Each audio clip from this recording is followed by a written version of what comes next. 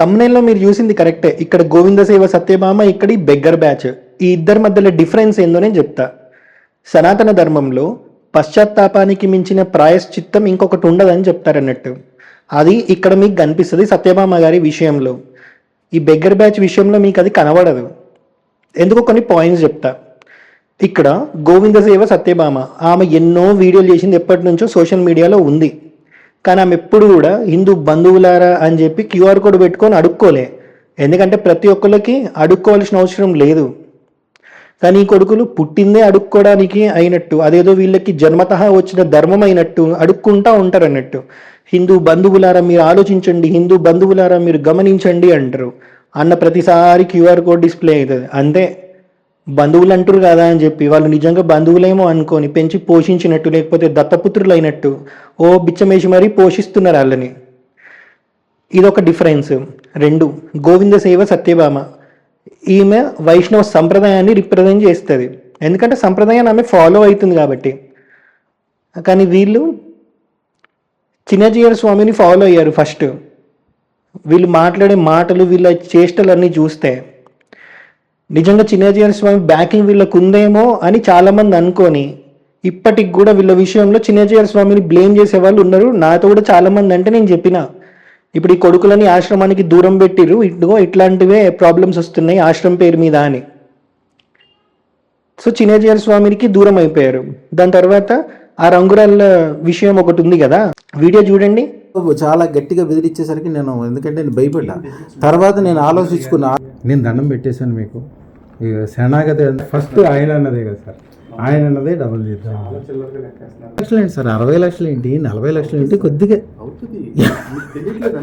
40 లక్షల కాదు. యూట్యూబ్లో నేను వీడియో చేసుకుని నాకు ఏ బాధ లేకుండా మీతో పరిచయం లేకుండా ఆ వీడియో నేను చేసుకుని సార్, మీరు ఆ మాట అన్నది సార్. మనము అన్నాడా, అవుతాయి బరాబర్ అవుతాయి అంటుండే కదా. మరి ఇదే విషయంలో వీడియో చేసినప్పుడు వెనక వద్దిపర్తి పద్మాకర్ గారి ఫోటో ఉంది. సో చిన్నజీయర్ స్వామికి దూరం అయినాక వద్దిపర్తి పద్మాకర్ గారిని పట్టుకున్నారు అన్నట్టు. సో వద్దిపర్తి పద్మాకర్ గారికి కూడా సాయిబాబా విషయంలో దూరం అయ్యారు.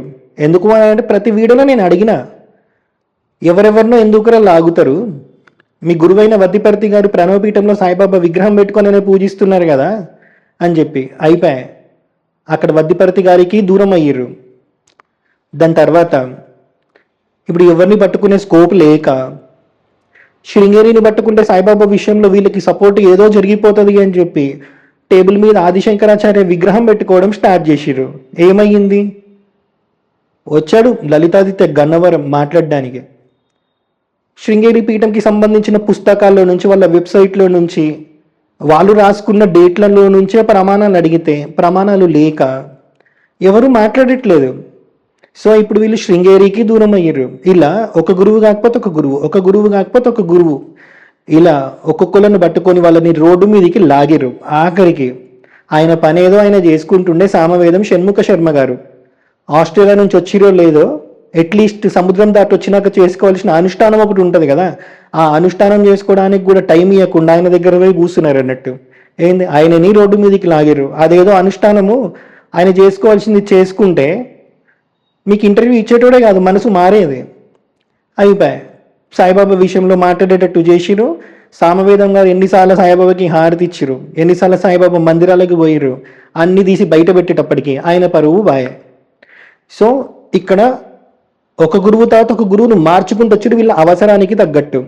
కానీ గోవిందసేవ సత్యభామ విషయం మీరు తీసుకుంటే ఫస్ట్ నుంచి ఇప్పటి వరకు కూడా చిన్నజీయర్ స్వామినే తన గురువుగా భావించింది. తన సంప్రదాయం వైష్ణవ సంప్రదాయం అనే చెప్పుకుంది. సో గురువుని డిఫెండ్ చేసుకునేది ఎలా, గురువు కోసం ఎంత స్ట్రాంగ్గా నిలబడాలి అని వీళ్ళు ఆమె దగ్గర నుంచి నేర్చుకోవాలి. అది వదిలిపెట్టేసిరు అన్నట్టు. ఇప్పుడు సాయిబాబా టాపిక్లో తీసుకుంటే గోవిందసేవ సత్యభామ ఆమెకి 1 year బ్యాకే ఆర్ఎస్ఎస్ వాళ్ళు చెప్పారంట. ఆమెనే చాలా వీడియోస్లో చెప్పుకుంది. నాకు ఎప్పుడైతే ఆర్ఎస్ఎస్కి సంబంధించిన కొందరు పెద్ద మనుషులు చెప్పారో సాయిబాబా గురించి, అప్పటి నుంచి నేను సాయిబాబా విషయంలో వీడియో చేయడం మానేసిన. కానీ సనాతన ట్రావెలర్ వీళ్ళు ఏవైతే కేసులు వేసిరో నా మీద, అప్పటివి వాళ్ళ దగ్గర డౌన్లోడ్ చేసుకున్నట్టున్నారు నేను చేసిన వీడియోలు, కాబట్టి వాటి యూజ్ చేసుకొని కేసు వేశారు అని ఆమె క్లియర్గా చెప్పుకుంది. ఇంకొకటి నేను ఎప్పుడైతే సాయిబాబా గురించి రమణ మహర్షి, నీమ్కరలి బాబా, నిత్యానంద స్వామి, గణేష్ పురి ఇట్లాంటి ప్రూఫ్లు ఎన్నో పెట్టాను, కంచి కామకోటి పీఠంకి సంబంధించి ఇట్లా అన్నీ పెట్టినాక ఆమెకు అర్థమయ్యి ఏంటి సాయిబాబా సచరిత్రనే కాకుండా ఇన్ని ఆధారాలు ఉన్నాయా అని చెప్పి ఇంకా నేను సాయిబాబా గురించి మాట్లాడొద్దు అని ఒకసారి రియలైజ్ అయ్యాక ఆమె సాయిబాబా గురించి మాట్లాడడమే మానేసింది. అంతే.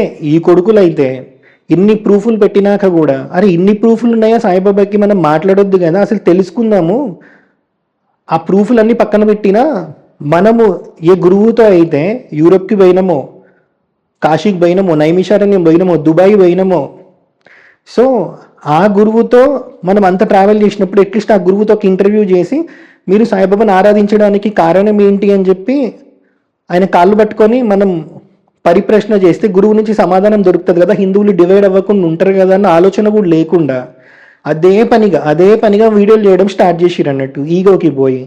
ఇక్కడ గోవింద సేవ సత్యభామ ఎప్పుడైతే సాయిబాబా గురించి నేను రియలైజ్ అయిన ఆర్ఎస్ఎస్ వాళ్ళు చెప్పినాక అని చెప్పిందో ఆ మాటని పట్టుకొని కూడా ట్రోల్ చేసిరు. అందుకే నేను చెప్తున్నా, పశ్చాత్తాపానికి మించిన ప్రాయశ్చిత్తం ఇంకొకటి ఉండదు అని చెప్పి సనాతన ధర్మం చెప్తుంది.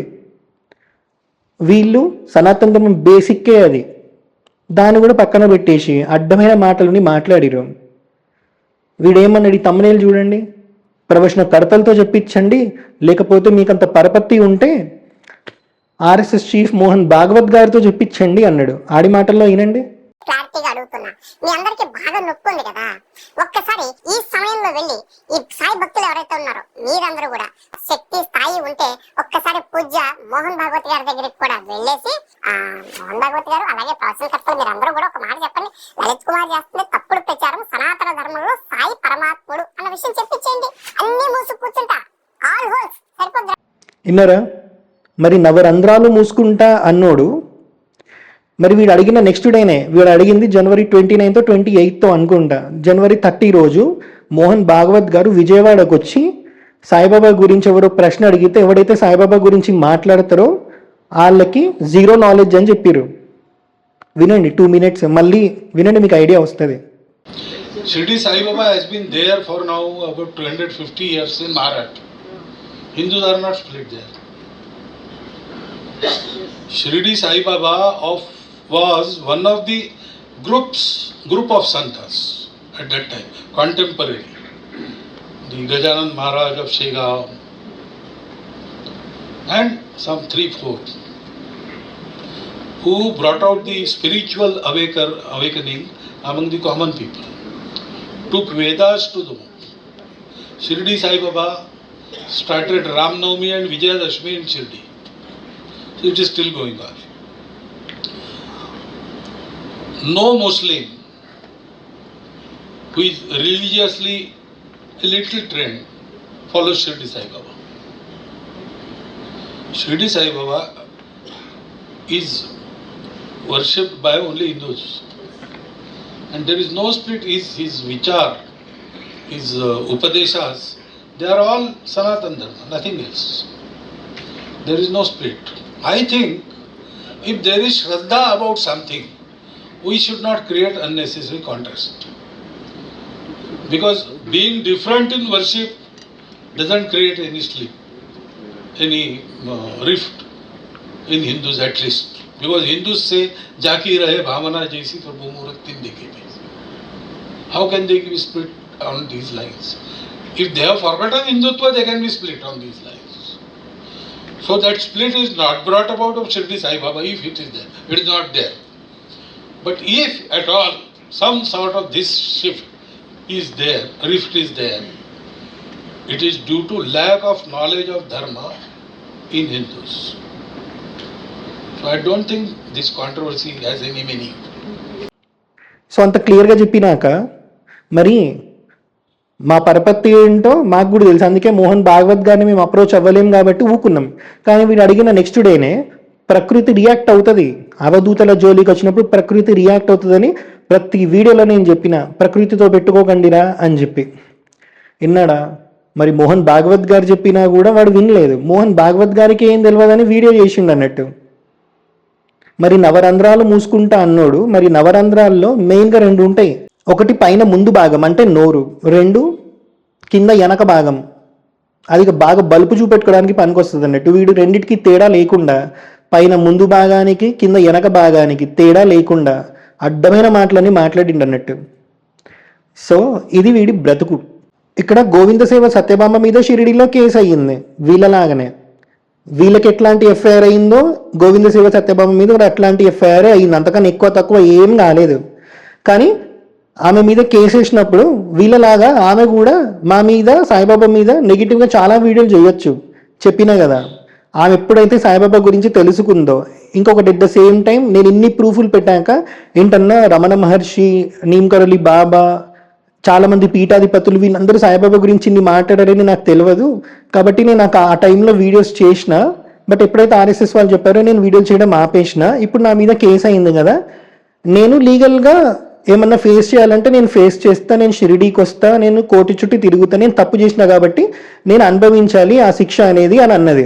కానీ వీళ్ళు అదే పనిగా వీళ్ళ మీద కేసులు వేయగానే ఇక హిందుత్వ పరిరక్షణ ఎవరైతే చేస్తారో వాళ్ళ మీద కేసులు వేసి మొత్తం వాళ్ళని నిర్వీర్యం చేద్దాం అనుకుంటున్నారు, వాళ్ళని నాశనం పట్టిద్దాం అనుకుంటున్నాడు. సనాతన ట్రావెలర్ యాంటీ హిందూ అని కొత్త ప్రొపగాండా స్టార్ట్ చేసిరు అన్నట్టు. ఎప్పుడో ఒక అమ్మాయి నవంబర్లో ఏడిస్తే ఈ కొడుకులు మార్చి ఏప్రిల్లో పట్టుకొని వీడియోలు చేసిరు. మరి అప్పటి నుంచి ఏం బీకిర్రా? అదే అమ్మాయి గోవింద సేవ సత్యభామని కూడా అప్రోచ్ అయ్యారు వీడియో చేయమని చెప్పి. ఆమె చేయలే, ఎందుకంటే వెనకాల మీరు ఉన్నారని తెలుసు కాబట్టి. సో మీ జాతకాలు ఏంటి, మీ దరిద్ర గుట్టు మెంటాలిటీస్ ఏంటి ఇక్కడ అందరికీ తెలుసు కాబట్టి అడిగిన వాళ్ళందరూ ఏం వీడియో చేయలే. నా గురించి తెలిసిన వాళ్ళు కొందరు ఉంటారు కదా, నీ గురించి తెలిసిన వాళ్ళు కొందరు ఉంటారు కదా, అందుకే అట్లాంటి వాళ్ళు వీడియోలు చేయలేదు. సో థింగ్ మీరు ఆలోచిస్తే ఇక్కడ ఈమె క్లియర్గా చెప్పింది, నేను ఫైట్ చేస్తా, నేను షిరిడీకి వచ్చి క్షమాపణ చెప్తా, లీగల్ గేమ్ ఉన్నా నేను ఫేస్ చేస్తా అని.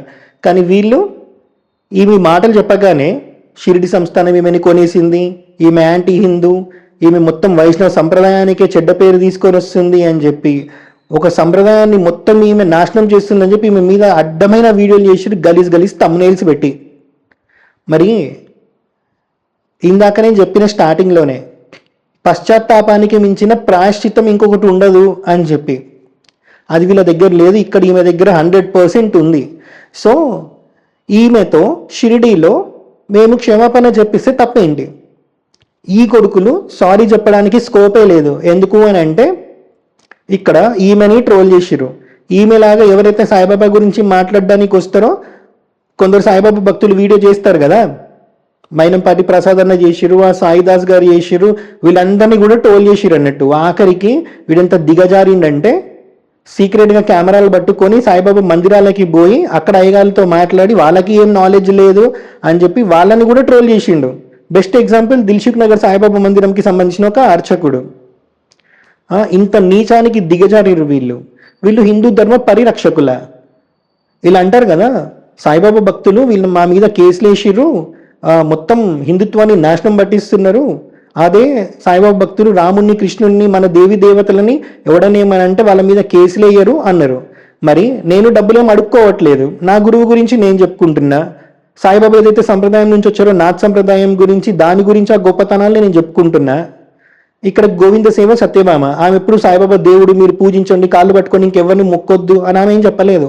ఆమె ఏదైతే రియలైజ్ అయిందో దాని గురించి ఆమె క్లియర్గా మాట్లాడింది, ఒక స్టాండ్ మీద ఉంది. అర్థం చేసుకున్నాక, అర్థం చేసుకొని మారినోడు చాలా గొప్పోడు తప్ప అర్థం అయినా సరే అర్థం కానట్టు లేని మొగతనాన్ని లేని ఇంకా చెప్పాల్సిన అవసరం లేదు. ఇవన్నీ ప్రదర్శించుకుంటూ పోయేటోని ఎవడు క్షమిస్తాడు, ఎవడు వదిలిపెడతాడు? అందుకే ఈమె మీద ఖాళీ ఎఫ్ఐఆర్ అయ్యింది, వీళ్ళ మీద క్రిమినల్ ఇంకా సివిల్ సూట్ ఫైల్ అయ్యింది. అది తేడా. సో వీళ్ళకి గురువులు అంటే రెస్పెక్ట్ లేదు. ఇక్కడ నేను సాయిబాబా గురించి ఇంత స్ట్రాంగ్గా నించున్నా. ఇక్కడ గోవింద సేవ సత్యభామ వైష్ణవ సంప్రదాయాన్ని రిప్రజెంట్ చేస్తూ చిన్నజీయర్ స్వామిని ఎవడేం మాట అన్నా సరే ఆమె స్టాండ్ తీసుకుంది నించోడానికి. ఇంకెవడున్నాడు అట్లా మాట్లాడేటోడు?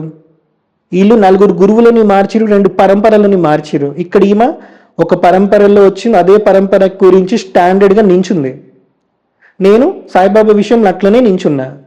మరి ఇప్పుడు గోవింద సేవ సత్యభామ సారీ చెప్పింది అని అంటే చాలా హ్యాపీ, షిరిడి సంస్థాన్ కూడా. ఇక వీళ్ళు సారీ చెప్తారు అని అంటే నేను అసలు చెప్పనియా. ఈ కొడుకులు 5 సంవత్సరాలు 10 సంవత్సరాలు డేట్ వచ్చిన ప్రతిసారి రహాతా కోటికి పోతూనే ఉండాలి. వీడు పోయిన ప్రతిసారి నేను పోతా, షిరిడీలో ఎవరైతే తెలుగు వాళ్ళు ఉంటారో వాళ్ళని తీసుకుపోతా.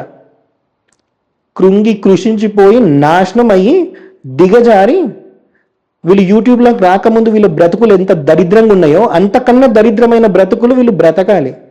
చెప్పినా కదా, ఫస్టే చెప్పినా, అరే అవధూతల జోలికి వస్తే ప్రకృతి రియాక్ట్ అవుతుందని. వీడు మాట్లాడిన ప్రతిసారి నేను వార్నింగ్ చేసిన ప్రతిసారి విత్ ఇన్ 1 వీకే ప్రకృతి రియాక్ట్ అయ్యింది, మా ప్రమేయమేం లేకుండా. కాబట్టి ఇలా నాశనం ఖచ్చితంగా జరుగుతుంది. మీరు ఖాళీ చూస్తూ ఉండండి. హర హరం మహాదేవ.